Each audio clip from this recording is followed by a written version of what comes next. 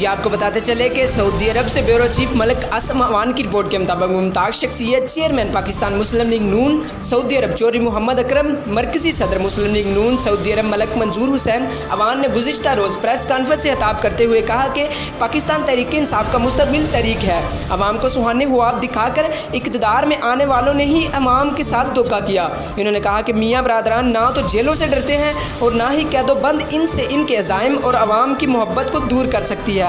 इस मौके पर चौधरी इरफान सिद्रा, जनरल सेक्रेटरी जद्दा ज़ुहैब शहजाद खोखर व सीनियर रहनुमा PMLN जद्दा व दीगर नुमाया थे। जी।